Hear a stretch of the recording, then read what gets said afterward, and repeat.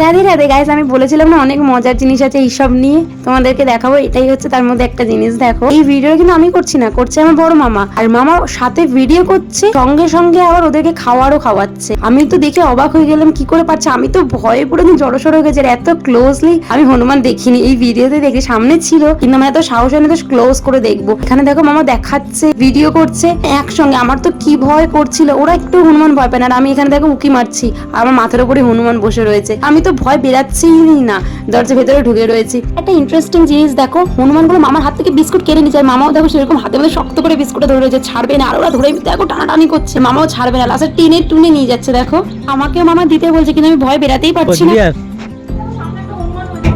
আচ্ছা, আমি এখানে দাঁড়িয়েছি, তুই পিছনে কেটে দিতে দেখবি। বাচ্চাদের করে আবার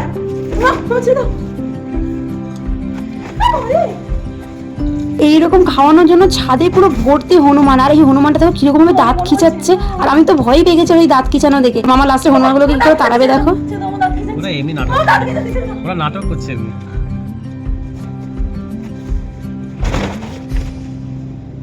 এসব করে তাড়াই দিয়ে অনেক বলো।